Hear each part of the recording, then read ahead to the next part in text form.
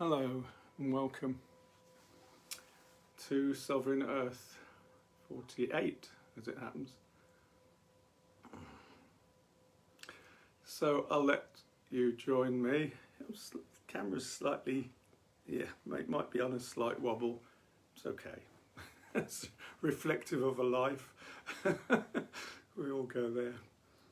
So welcome to Sovereign Earth, and I hope that one or two of you are able to join me. Hello, first arrivals.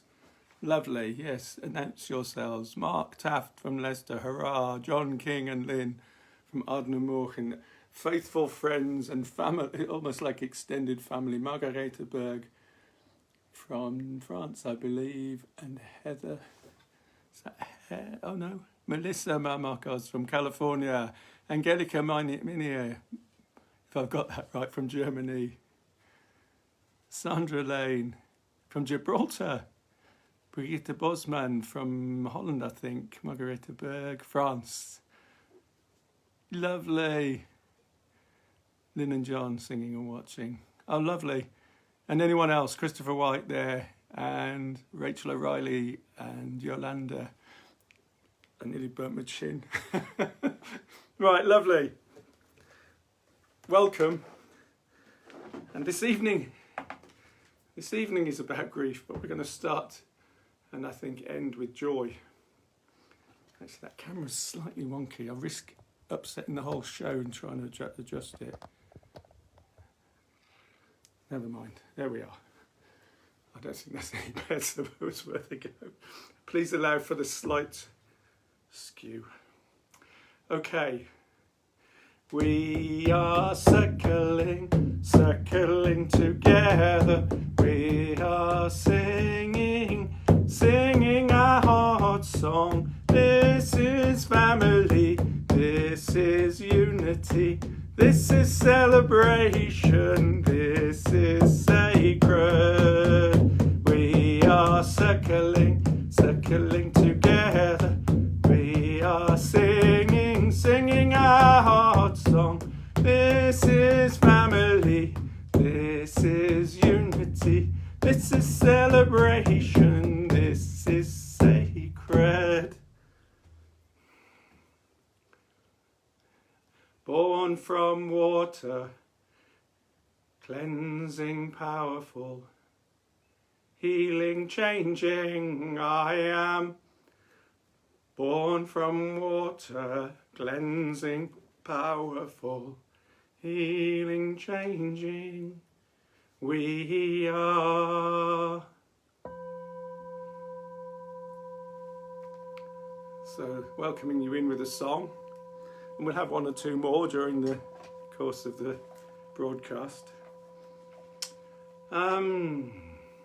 Beautiful to see friends and extended family joining, and a few love blessings up on the right of the screen there. Lovely. So grief, here we go. What a journey, life is. So grief, the solitary journey that we can't do alone. The solitary journey that we cannot do alone. Yeah, a paradox, many paradoxes in life. That's a good one. Myro Progoff wrote that gem. So grief work, it's solitary work, but it needs witnessing with and acknowledging with others. We'll come to that more fully as we go through, but it's a beautiful initial thing to take on board. So what I'll be doing, as I generally do, I drop these pebbles in the pond, and you take from it or leave. Take from it what resonates. Leave anything that doesn't work for you. But the aim and the intention is to communicate some learning, some teaching, some insight into life, to meet and match the overall vision of Sovereign Earth, which is for humanity to come to regard nature as being sacred again. And these tools, as I see it, is this toolkit of all sorts of things. And grief is one of the key ones amongst many. So there comes a point in our grieving process where we lean into something deeper. So it's solitary, but then we need to lean into it, and we need help and witnessing for that. Jung said the soul cannot become itself without another, which is to be found in the you. The soul cannot become itself without another, which is to be found in you.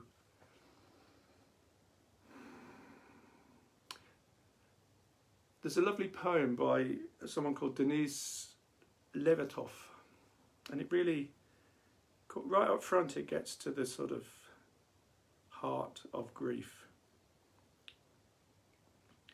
To speak of sorrow works upon it, moves it from its crouched place, barring the way to and from the soul's hall. I'll read it again because there's so much in there for those few words. To speak of sorrow moves it, works upon it, and moves it from its crouched place, barring the way to and from the soul's hall. Wonderful images and wonderful truth and wisdom in that. We need to speak of our sorrow. So, I haven't got it to hand, but I've got this book of shinings, I call it, my book of scribbles and wisdom gleanings and songs from my life, my journey. And I scribble and write down a whole host of things, and then I draw on that for these programs, and this is in there, and I'm not sure who wrote this actually. Oh, I am. I do know this one, but I don't know some of the others. This one's Jack Kornfield. When we grieve, we join the universal grieving for all those who have died. This is not a tragedy, it is wisdom. And to imagine that when we grieve, yes, it's not so much my grief as the grief. We'll come into that more fully in another part of what I talk about. I'll read that again. When we grieve, we join the universal grieving for all those who have died. It's not a tragedy, it's wisdom.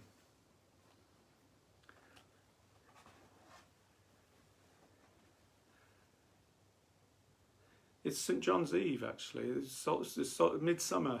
We're right, this is midsummer. And in old times, St. John's Eve was celebrated, certainly as much as the solstice, perhaps more. So the solstice was 3 days ago, and St. John's Eve is the point at which we can see the sun is moving south again.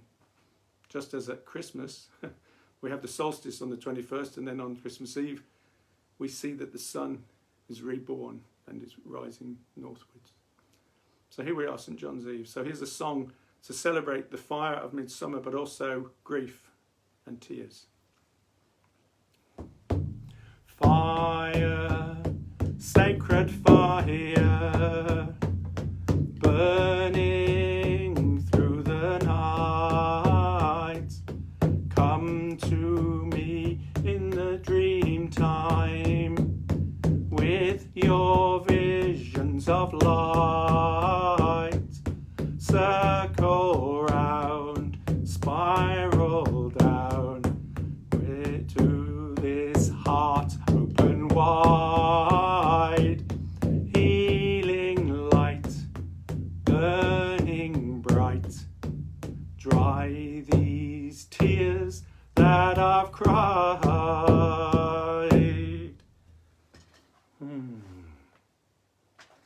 Fire, sacred fire burning through the night. Dry these tears that I've cried. So this is another of my writings and scribbles. I don't know who wrote this, but I drew this from my book of shinings. There is a sacredness in tears. They're not the mark of weakness, but of power. They speak more eloquently than 10,000 tongues. They are the messengers of overwhelming grief, of deep contrition, and of unspeakable love. There's a sacredness in tears. They're not the mark of weakness. If only our children were taught that, especially men. Although I was, fortunately. Another one. Tears are words the heart cannot express. Tears are words the heart cannot express. There's some truth in that. And Shakespeare, to weep is to make less the depth of grief. To weep is to make less the depth of grief. Weeping, tears, heal that. Heal the grief, bring it to completion, as we'll see as we go on. So here's a song that came up with this afternoon, and I owe a debt of gratitude to my friends in Holland. Maybe some of you are with me.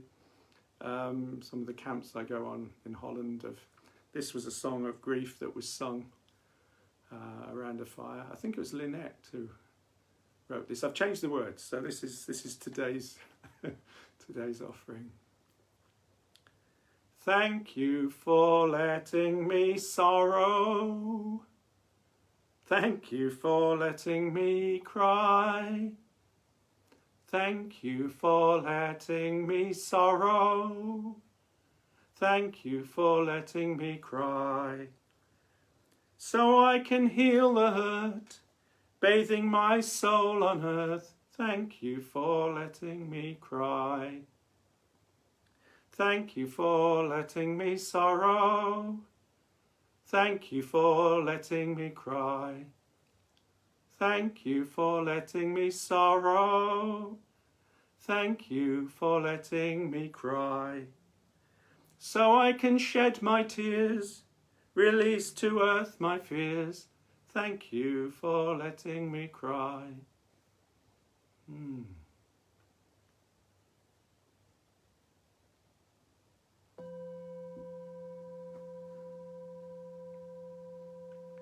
I'm just struck as a singer. I don't hear much in our lives of thank you for letting me cry. Yeah, well, some of us are lucky enough to hear those words.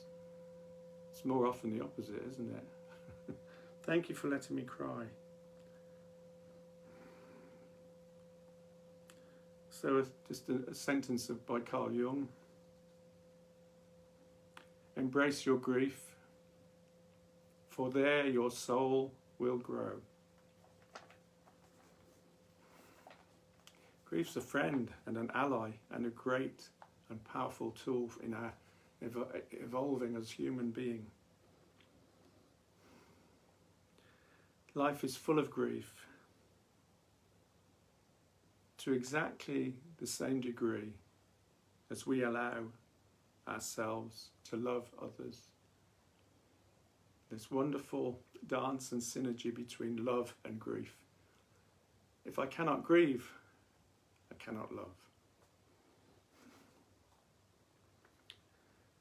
I like this statement from Ram Dass. Some of you may know Ram Dass. He says, when someone we love dies, we get so busy mourning what died that we ignore what didn't. I'll say that one again. When someone we love dies, we get so busy mourning what died that we forget what didn't. He also said, don't cry because it's over. Smile because it happened. There's a beauty in the truth. Don't cry because it's over, smile because it happened. Blessed with life. Here's a favourite of mine, Winnie the Pooh. Winnie the Pooh. One of my heroes. He says, how lucky am I To have something that makes saying goodbye so hard. How lucky am I to have something in my life that makes saying goodbye so hard. It's a great way of turning grief, seeing the blessing within it. Dostoevsky, I thought this came from War and Peace, but I think it comes from Crime and Punishment. Anyway, he wrote these wise words. The darker the night, the brighter the stars. We all know that. The deeper the grief, the closer to God, he said. Brené Brown, we run from grief because loss scares us. Yet our hearts reach towards grief because the broken parts want to mend.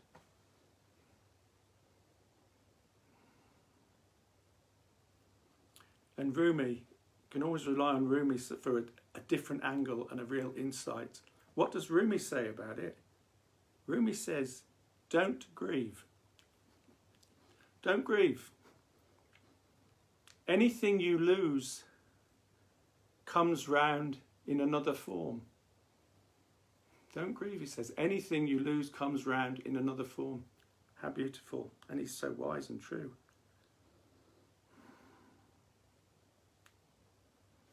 So it's suggested, and I invite us to open to the possibility that in life, at some stage, we're offered an apprenticeship into grief. We need to go through an apprenticeship to fully come into right relationship with grief. So we'll all have our own stories, and I guess we've all known grief. Just briefly, and some of you will know my story or parts of it, but very briefly, the essence and the grief part. A good few years ago, yes, I took myself off into a place of grieving in order to allow the grief to express in a yurt in the woods where I was for several years. But it's the first 3 years of those which I see as the grieving time particularly, but the first of those years was intense grieving to the extent, as I've said before, I just cried and cried. Obviously not 24 hours a day. got to eat, and there were joyous moments in that year too, but it was essentially an ocean of tears. And in that period there was a softening, which we'll talk about a bit more in a minute.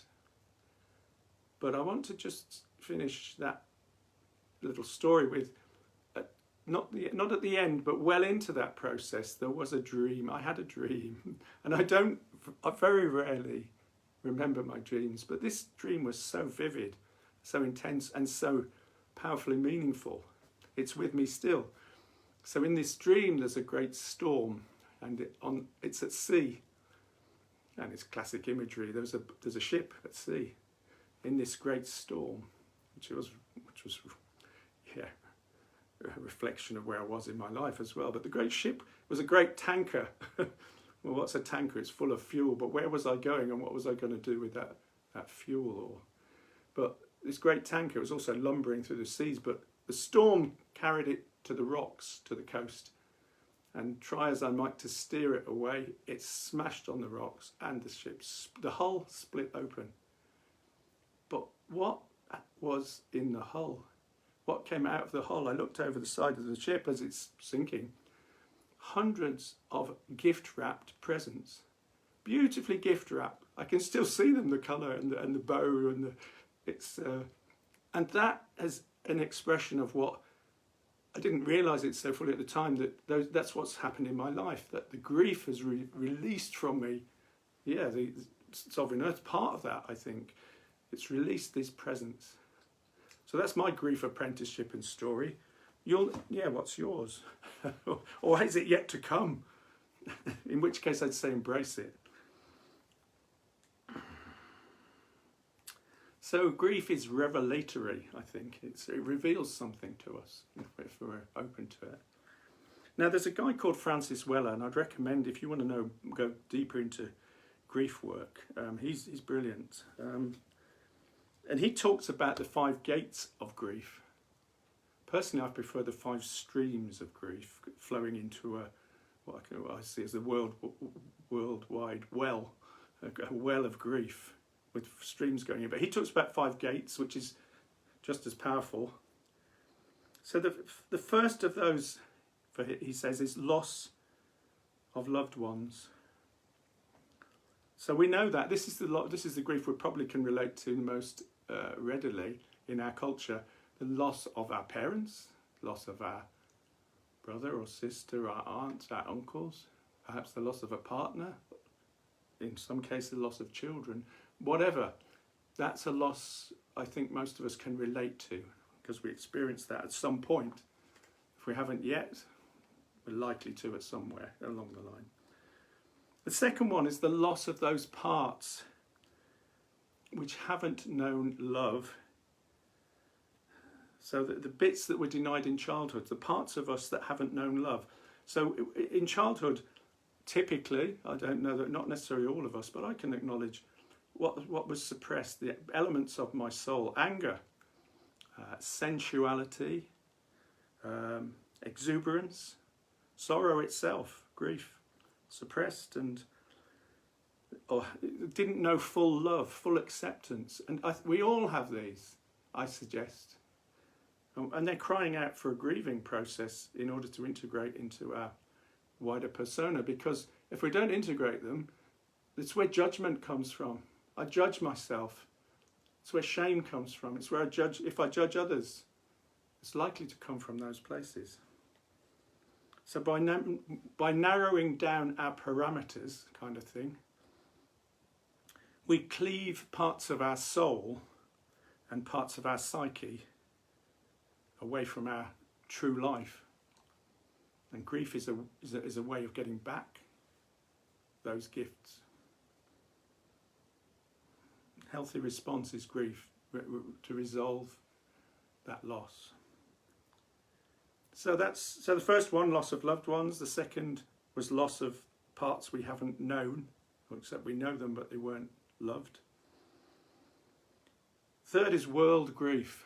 I think most of us will be able to relate to this as well. World grief, the best I can do for this, we know it. So I wrote this poem from 1997, just last in the race. I think this sums it up.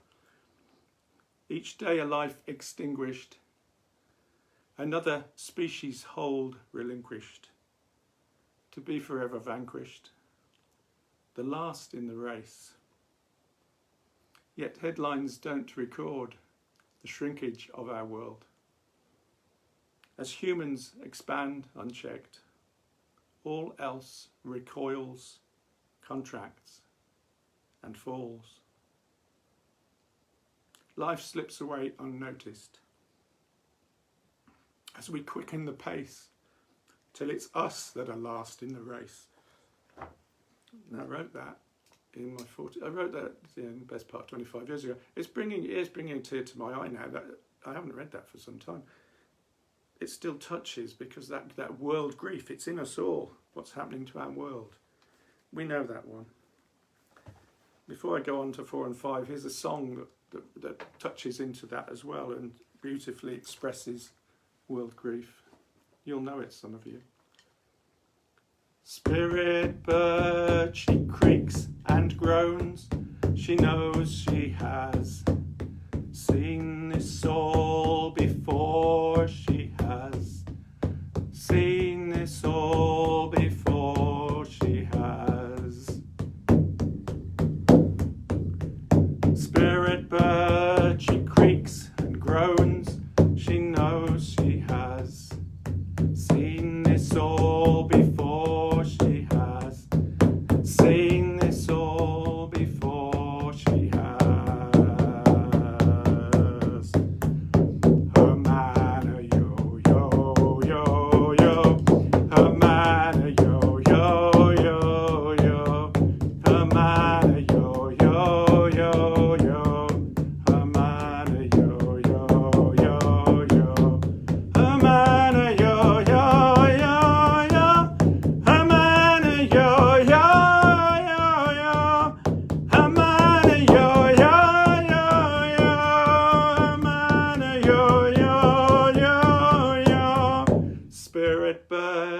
She creaks and groans.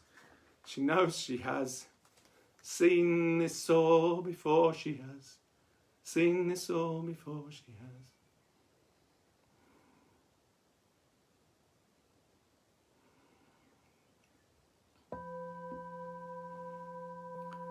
So thank you, Saviour Rudd, for writing that one and expressing a grief of the land and a grief of Mother Earth and a grief of, Spirit Bird. But also there's some, I don't know, singing it, there's also some joy in it. Just recognising and acknowledging that grief. So third was world grief. Fourth is what we expected when we arrived into this world, but which wasn't present. So we didn't receive it, although we came into this world primed and ready for it. So what are we talking about here? We're talking about, actually there's a term, it's called, we're like Stone Age children. We're born into the world expecting rituals, gratitudes, healings, community, that whole process of being part of something which integrates with the land and beyond. It's like an aching echo. That's one of the terms I've heard used in relation to this, the aching echo. We know, that echo of something, we know, we yearn and long for it. It's in our psyches, it's in our bones. So we're hardwired for deep participation with nature and community. So the only way of keeping the heart open is by fully allowing sorrow, and part of that is this. Yeah, you get what I mean, I think. This craving for community, tribe. So that's 4. The fifth stream, the fifth gate of grief, ancestral. Again, some of us, we'll all know this in a different way. Ancestral, a relationship we once knew. It's related to the last one. Relationship to the land, relationship to the landscape, relationship to our lineage, to the ancestors, a relationship to the ecosystem, and the destitution of that ecosystem grieves us. So here's the thing, unexpressed grief hardens, makes hard. Whereas grief expressed is a solvent, dissolves, softens. You have to excuse me if I'm going on a bit, but grief's beautiful to explore just for a while. Grief is feral and vital. Grief is feral, vital. It can't be contained really. It can be sadly, but it needs to run wild. It needs to express, needs to be honoured. So this is great. Maladonis Some, African guy from Mali, I think. Anyway, he's great on rituals and community practices. What he says, you cannot trust a man who cannot grieve. You cannot trust a man who cannot grieve. He becomes a walking powder keg in the community. Those are powerful words. He becomes a walking powder keg in the community. How many of those have we got? Most of them are our leaders. Or Martin Prechtel, the Swiss anthropologist. All war is unmetabolized grief. All war is unmetabolized grief. I thought about that. I thought maybe he's taking that a bit far, but actually I think the more you think about it, the more he's on the money with that. So this denial and this compaction leads to anger and explosion. They're opposites. So denial, compaction, which is our culture's relationship to grief, leads to anger and explosion. And that's exemplified in our culture. We're really clever at developing that way of being. Again, I say, all these Sovereign Earth episodes, each one of them is so crucial in a child's development. Why don't we talk or teach about grief? Why don't we acknowledge grief to children? We do the opposite. So consider grief as a threshold emotion. Grief is a threshold emotion. And we step over the threshold into the room of grief. And by doing that, we open up the rest of our life. And it enables us to go through the room of grief into the hall of joy. And that's really worth considering. Stepping over the threshold of grief enables us to enter the hall of joy. Oh. William Blake, the deeper the sorrow, the greater the joy. It's true. That's my life experience. So grief takes us out of our familiar. It takes us out of what we are used to, out of the familiar. I suppose there's been elements of that in lockdown, but I'm not going to get stuck in there. But we've been out of the familiar, haven't we? Living in ashes is a place of grief. Living in ashes. Life reduced to a finest powder is kind of one way of touching it. Life reduced to finest powder. And when we compress grief, we compress joy. And we end up, as Francis Weller talks about this, we end up with, when we compress grief and joy, we end up with a flatline culture. Instead of grief and joy and a full life, whoa, difficult and heartbreaking, but living to the full. Instead, we flatline. Our culture flatlines. No grief, no joy. And where does that lead us? It leads us to seeking stimulation and stimulants to bring us alive, to give us a sense of being alive. We need to look outside for stimulation because there's a hole. We're not experiencing genuine joy. The other thing about grief, we need grief practices. I mean, we look after our teeth, hopefully, most of us. We clean our teeth rigorously a couple of times a day or so. But the soul needs soul hygiene, and grief is the key to soul, is part of that soul hygiene. Grief is a grief practice is good soul hygiene. Do we do it? Hardly at all in our culture, but it's coming back. We need regular practice. We need regular rituals in community to honour, to savour and witness grief, and to allow it to do its essential work in the soul. Ritual and grief sharing connect us to our own soulful life and to the soul of the world.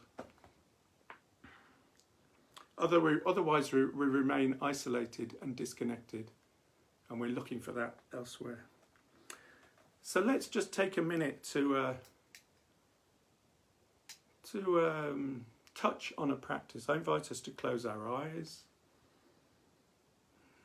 to go deeper into the body with a breath, and deeper again with a second breath. And fully relaxed and fully present with a third breath.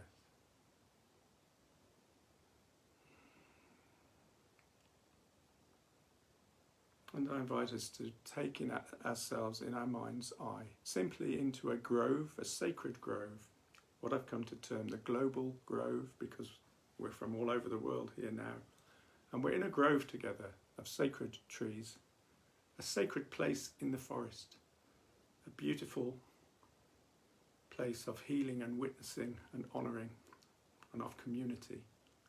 And we're in a big circle with trees and the others who are present in this circle right now, all of us.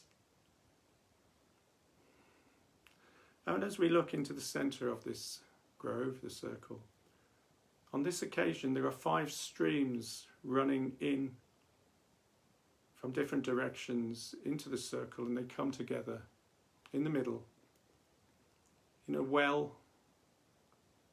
a well of sorrows. It's where all the sorrows and all the grieving of the world.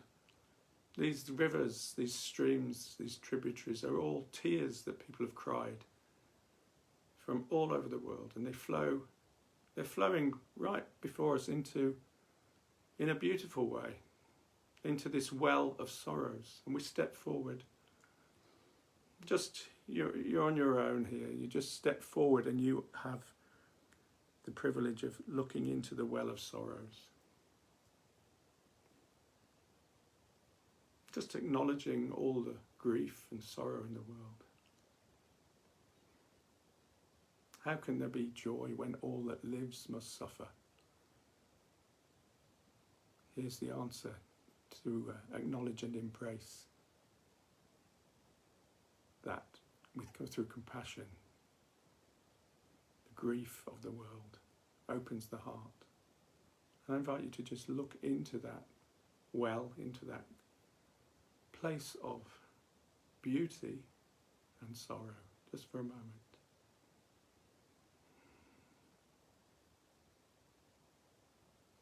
And without going too deep on this occasion, just acknowledging you're not alone. We are all grief people.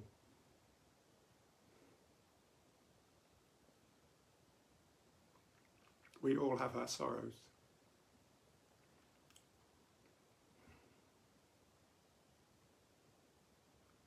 And just in front of you, there's a chalice.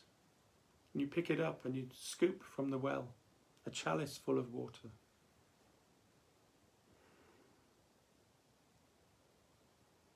So this chalice of tears, all the world's tears flowing into this pool of sorrow, the well of sorrow. You've got a chalice full, and you turn around and you walk to a spot and you pour that chalice water onto the earth. Somewhere in the circle, you'd find a spot to pour that water. And you notice loads of wild flowers, a spot of wild flowers where you poured the water. Beautiful flowers miraculously spring up in that place.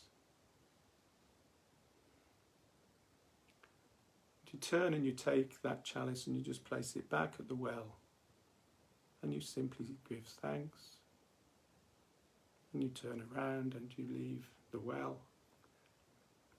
walking back to the edge of the grove. A gentle bow as you turn in and thank the grove and your fellow travellers. Thank the well of grief, the well of sorrow.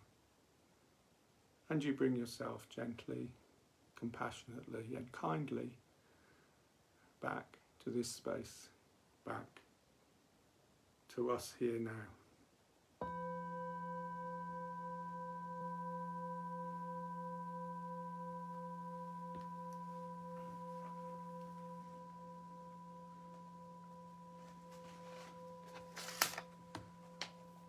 So here's a poem I wrote on the 17th of April 1998.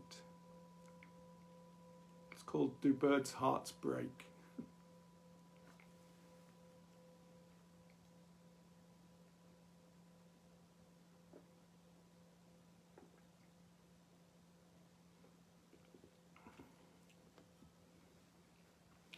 Do birds' hearts break? Do eagles quake to see their lover fall?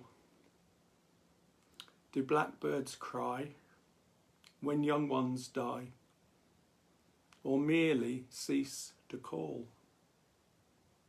Does raven's beak shiver and shake when all its tribe is dead?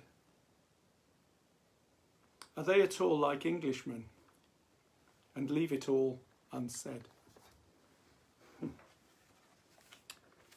So we won't go into that, but too much. I'm so grateful I wasn't sent to boarding school. I didn't have a privileged upbringing where boys, men and girls are taught to suppress emotions, stiff upper lip, don't grieve. I was fortunate to know love and grief in full measure in my childhood, but then I'm not an Englishman except by birth. So we live in what's called, ironically, an heroic culture. An heroic culture where we suppress and hide away our grief. We're expected to muscle through. Yes, yeah, that's it. No emotions, muscle through. But it's important to sit with melancholy. It's really important to sit with it. Not to dwell in it ad infinitum, but to touch into what's calling in the time and then move on from it when the time's right. So, and then to fully heal, it needs witnessing. Our grief needs witnessing. This is the bit that's often missed. We're often on our own. It needs witnessing and acknowledging by community, by our tribe, by our clan. Here's the beautiful bit. Nothing needs fixing. Nothing needs fixing. It's just okay to sit with it, to have it witnessed and acknowledged by others. The key part is just to know others recognise that it matters.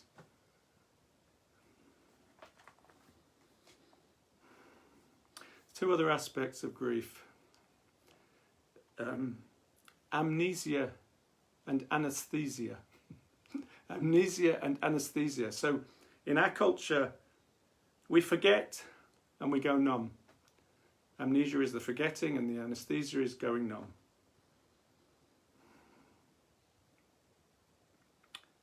And there's this myth of satisfaction in our culture. We're taught to hanker after celebrity status, well, status generally. Celebrity, status, power, wealth, riches, empire.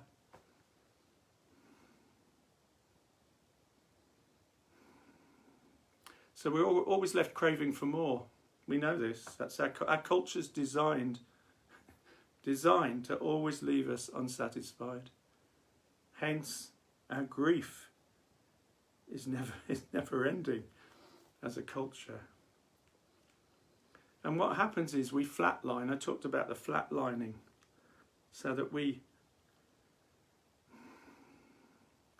and what happens is our culture, it leans us into filling that gap, that void, by seeking secondary satisfactions, by seeking, we lean in towards the gap to try and fill that hole,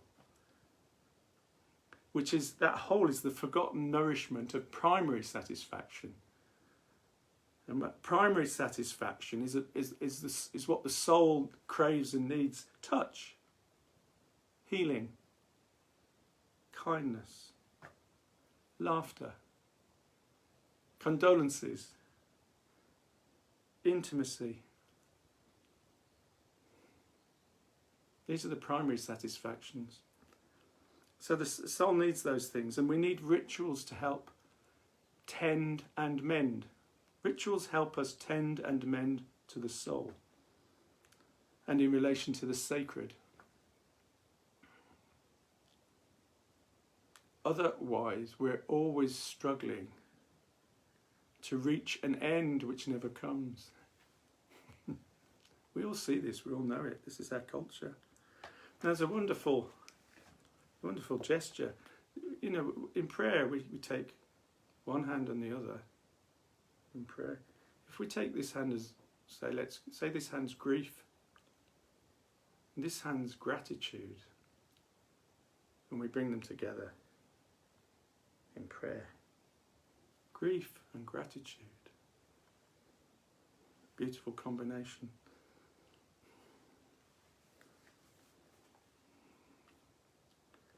I allow,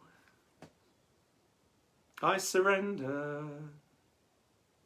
I feel so grateful to receive. I allow, I surrender, I feel so grateful to receive.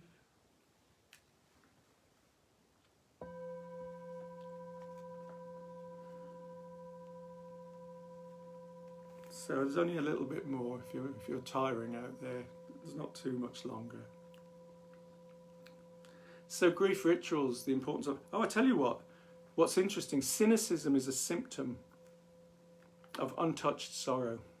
Cynicism in our culture is a symptom of untouched sorrow. So if somebody's cynical, you can, without realising it, I can look back on my own life, that cynicism is untouched sorrow and unacknowledged and often generally unconscious. So grief rituals are so vital, yet how strange that we've forgotten how in our culture to weep together. How often do we weep together? Maybe at a funeral, if we're fortunate to know someone we love that deeply. Our communities need grief rituals. In your wound is your soul's greatest yearning. In your wound is your soul's greatest yearning. So I'm inviting us as take away from here, myself included, to build a shrine, a well of grief, a well of sorrows. It can also be an altar to ancestors, to loved ones departed, to things that matter. A leaf, a stone, a picture, a candle. A well of sorrows. And maybe when we're often uncomfortable in our society with someone grieving, but there's a lovely way to look on it. Go up and say, or maybe you can't do this literally, but to look on it in this way, thank you for emptying the communal cup by grieving on our behalf. Thank you for emptying the communal cup of grieving by doing that grieving on our behalf. We're all grieving for each other and for the planet. So, final quote. Well, it's a lovely poem actually that I've had with me for a good 20 years at least. Hafiz, of course, who else? Don't surrender. He says loneliness here, but I'm going to say grief. Don't surrender your grief so quickly. Let it cut you more deep. Let it ferment and season you, as few humans and even divine ingredients can.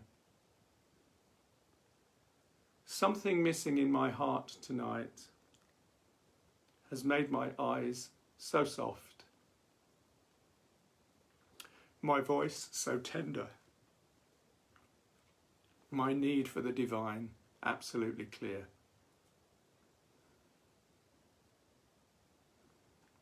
Thank you, Hafiz.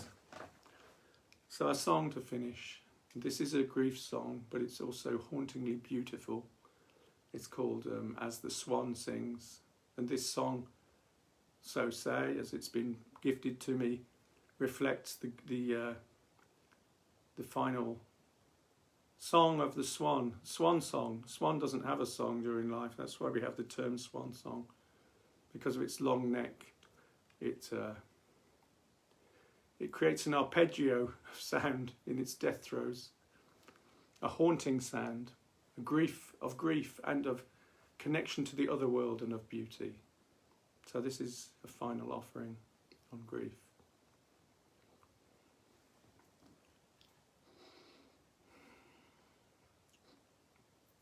As the swan sings, loo, loo, loo, loo, loo, loo, loo, loo, loo, loo, loo, as the swan sings, loo, loo, loo, loo, loo, loo, loo, loo, loo, loo. Join me, please.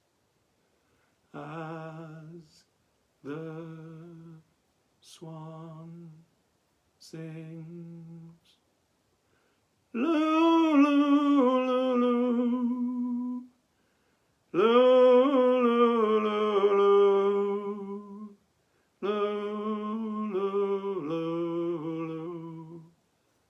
as the swan sings.